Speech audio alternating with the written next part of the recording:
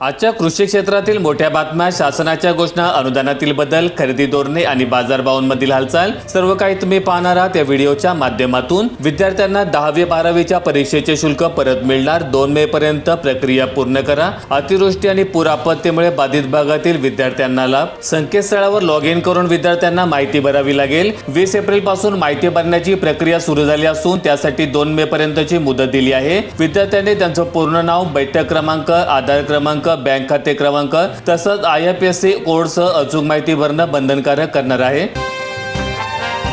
नांदेड जिल्ह्यात 4 मंडळांमध्ये पीक विमा वाटप सुरू। उर्वरित मंडळातील प्रक्रिया लवकरच पूर्ण। किनवट तालुक्यातील शेतकऱ्यांसाठी दिलासादायक बातमी म्हणजे 4 महसूल मंडळांमध्ये पीक विमा रक्कम वितरणास सुरुवात झाली असून उर्वरित मंडळातील प्रक्रिया अंतिम टप्प्यात असल्याची माहिती तालुका कृषी अधिकारी चंद्रकांत निंबोड यांनी दिली। नांदेड जिल्ह्यात ऐन पेरणी आणि लग्न सराईत बँकांमध्ये कॅशचा तुटवडा। 2 दिवस पुरेल इतकीच कॅश शिल्लक। 200 कोटींची मदत देण्याची मागणी। खासदार अशोक चव्हाण यांचे रिझर्व्ह बँकेला साकडे।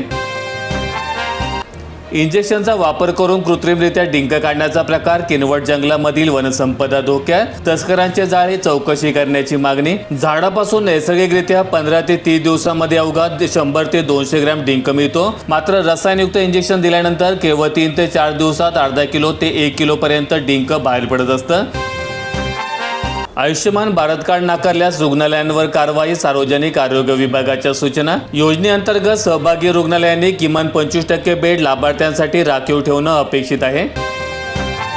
विमानतळ प्रकल्पातील जमिनीचा भाव जाहीर। पुरंदर तालुक्यातील शेतकऱ्यांमध्ये नाराजी। शेतकऱ्यांपेक्षा गुंतवणूकदारांचीच उपस्थिती मोठी। एकरी 1.5 कोटी रुपयांपर्यंत भाव जाहीर केल्याची सर्वत्र चर्चा सुरू। नुकसान भरपाई निकषांवर प्रश्नचिन्ह। सोलार आणि शेती साहित्याचा समावेश नसल्यामुळे शेतकरी संतप्त झाले। नुकसान भरपाईच्या निकषांमध्ये शेतीविषयक साहित्याच्या नुकसानीचा स्पष्ट उल्लेख नसल्यामुळे प्रत्यक्ष झालेल्या हानीच्या तुलनेमध्ये मर्यादित भरपाई मिळत असल्याचा शेतकऱ्यांचा आरोप आहे। पश्चिम बंगालमध्ये कमळ फुलणार। एक्झिट पोलचे अंदाज। केरळमध्ये सत्तांतर तर तामिळनाडूमध्ये पुन्हा द्रमुक। आसाम आणि पांडुचेरीमध्ये भाजप सत्ता राखणार। पुणे जिल्ह्यातील आंबेगाव तालुक्यात जनगणना 2027 ची तयारी अंतिम टप्प्यात। 1 मे पासून सुरुवात। 146 गावांचा समावेश। आता इथेनॉलवर धावणार वाहने। इंधन धोरणामध्ये बदलाचा प्रस्ताव। E85 आणि E100 इंधन येणार बाजारात। सोलापूर जिल्ह्यात अतिवृष्टी आणि महापुरामुळे खराब झालेल्या रस्त्यांना निधी मिळेना। प्रस्ताव पाठवून देखील शासनाचं दुर्लक्ष। सोलापूरच्या 900 रस्त्यांची वाताहत। प्रवाशांचे हाल। दिव्यांग विद्यार्थ्यांच्या अर्थसहाय्यामध्ये वाढ। तब्बल 12 वर्षांनंतर 500 ते 1200 रुपयांपर्यंतची वाढ। मंत्रिमंडळाचा निर्णय। विदर्भात उष्णतेची लाट। विदर्भामध्ये शनिवारपासून काही भागात वादळी पावसाचा अंदाज। राज्यात उन्हाचा झटका असह्य होत असताना विदर्भातील तापमान इतर भागाच्या तुलनेत अधिक आहे। विदर्भातील काही भागात आज आणि उद्या उष्णतेच्या लाटेचा इशारा देण्यात आलाय। छत्रपती संभाजीनगर जिल्ह्यातील पैठण परिसरात विक्रमी पाऊस। तरीही पाण्यासाठी दाही दिशा। पैठणमध्ये विहिरींच्या पाणी पातळीत मोठी घट। 5 गावांमध्ये टँकरने पाणी पुरवठा सुरू। वाडी आणि तांड्यावर पाण्यासाठी वणवण चालू। सोलापूर जिल्ह्यात महा सेवा 3 दिवसापासून ठप्प। शेतकरी आणि विद्यार्थ्यांची हाल। अक्कलकोट तालुक्यात 100 महा सेवा केंद्रांवर करावा लागतोय अडचणींचा सामना। नाशिक जिल्ह्यातील 232 गावांना पाणी टंचाईची झळ। धरणातील साठ्यात देखील झपाट्याने घट। तापमानाने 40°C टप्पा ओलांडल्यामुळे बाष्पीभवनाचे प्रमाण वाढलंय। पाणी साठ्यात घट होत आहे, त्यामुळे मे महिन्यात पाणी टंचाईच्या झळा आणखी तीव्र होण्याची चिन्हे आहेत। धरणामध्ये 40% जलसाठा असून 232 गावांना टँकरने पाणी पुरवठा होतोय।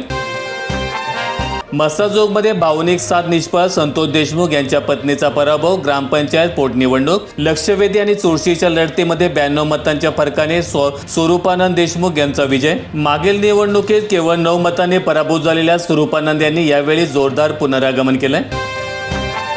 महाराष्ट्राच्या कानाकोपऱ्यात शिवसैनिक उभा करू। संपूर्ण प्रहार संघटनेसह बच्चू कडू यांचा शिवसेनेत प्रवेश। विधान परिषदेच्या पार्श्वभूमीवर बच्चू कडू यांनी शिवसेनेत प्रवेश करणार असल्याची घोषणा केली। दिव्यांगांचे प्रश्न, शेतकऱ्यांच्या समस्या, हमीभावाचा मुद्दा यावर चर्चेनंतरच हा निर्णय घेतल्याचं बच्चू कडू यांनी म्हटलंय।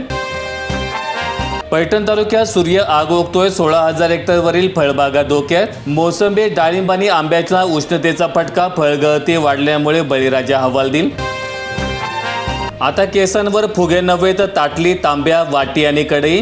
नांदेड जिल्ह्यामध्ये आंध्र प्रदेश, तेलंगणा आणि उत्तर प्रदेशातून येऊ लागलेत खरेदीदार. उत्तम दर्जाच्या आणि रंग न लावलेल्या लांब केसांसाठी 15 ते 50,000 रुपये प्रति किलो किंवा त्याहून अधिक भाव मिळू शकतो. केस कमी असतील तर एखादी छोटी वाटी किंवा चमचा देऊन महिलांकडून केस विकत घेऊ लागलेत. कृषी केंद्रांच्या संपाने मिरची उत्पादक शेतकऱ्यांची कोंडी. कृषी निविष्ठा न मिळाल्यामुळे मिरची पावडर लांबणीवर पडण्याची शक्यता. एप्रिल महिन्याच्या शेवटी किंवा मे महिन्याच्या पहिल्या आठवड्यापासून बियाणे पेरून रोपांची लागवड केली जात असते. पुनर्लागवड जून महिन्याच्या पहिल्या आठवड्यात केली जाते, परंतु कृषी सेवा केंद्र संचालकांनी बेमुदत संप पुकारून शेतकऱ्यांची कोंडी केली. रोयोचा 24 कोटींचा निधी रखडला. सिंचन विहिरींसह शेकडो कामे ठप्प. सिल्लोडला 1.5 वर्षांपासून निधीची प्रतीक्षा. रोजगार सेवकांच्या संपाने मजुरांच्या हाताला काम मिळेना. सध्या 4,044 सिंचन विहिरी आणि 6,534 घरकुलांचे कामे अर्धवट अवस्थेत आहेत. मे अखेरपर्यंत खरीपाची तयारी सुरू होईल. त्यापूर्वी ही कामे पूर्ण होणे आवश्यक होतं, मात्र आता ते अशक्य दिसत आहे. मे महिन्याची सुरुवात पावसाने होणार. IMD कडून महत्त्वाची अपडेट. हवामान विभागाच्या अंदाजानुसार मे महिन्याची सुरुवात पावसाने होणार असून राज्यातील तापमानात घट होणार आहे. अवकाळी पावसामुळे उष्णतेपासून दिलासा मिळेल. इराणमुळे ट्रम्पसमोर नवे संकट. युद्ध संपवण्याचे डेडलाईन जवळ. वॉर पॉवर रिझोल्युशननुसार 60 दिवसांची मर्यादा दुर्लक्ष केल्यास परिणाम होणार. नांदेडला सर्वाधिक 813 कोटी रुपये पीक विमा मंजूर. जिल्हा प्रशासनाच्या समन्वय आणि सूक्ष्म नियोजनामुळे प्रधानमंत्री पीक विमा योजनेअंतर्गत नांदेड जिल्ह्याला राज्यात सर्वाधिक 813 कोटी रुपये मंजूर झालेत. उर्वरित 21 महसूल मंडळाची रक्कम प्रलंबित आहे.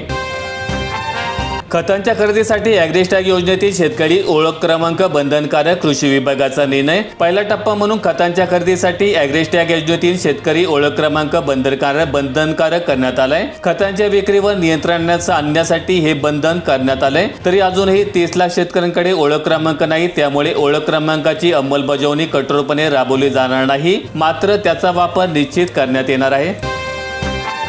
महाराष्ट्र AI धोरण मंजूर. राज्य मंत्रिमंडळाचा निर्णय. राज्यात 1.5 लाख नवीन रोजगार. 10,000 कोटींची गुंतवणूक. नांदेड जिल्ह्यातील कंधार तालुक्यातून हत्तीरोग अखेर झाला हद्दपार. 8 वर्षांपासून रुग्णच आढळला नाही. जुन्या रुग्णांमध्ये महिलांचं प्रमाण जास्त. गुण नियंत्रणासाठी ई-लॅब, ई-इन्स्पेक्टर. पारदर्शकतेसाठी नव्या संगणकीय प्रणाली येणार. कृषी विभागाच्या गुणनियंत्रण विषयक कामकाजातील संशयास्पद व्यवहार आणि अपारदर्शकतेवर सतत प्रश्नचिन्ह लावलं जात आहे. मात्र आता गुण नियंत्रणात पारदर्शकता आणण्याचा आग्रह राज्य शासनाने धरलाय. त्यासाठी ई-लॅब आणि ई-इन्स्पेक्टर प्रणाली लागू करण्याचे आदेश कृषी आयुक्तालयाकडून देण्यात आलेत. व्हिडिओ आवडला असेल तर लाईक ठोका, शेअर करा आणि असे दैनंदिन शेतकरी बातम्या अपडेट्स मिळवण्यासाठी सबस्क्राईब करून बेल आयकॉनचं बटन दाबा.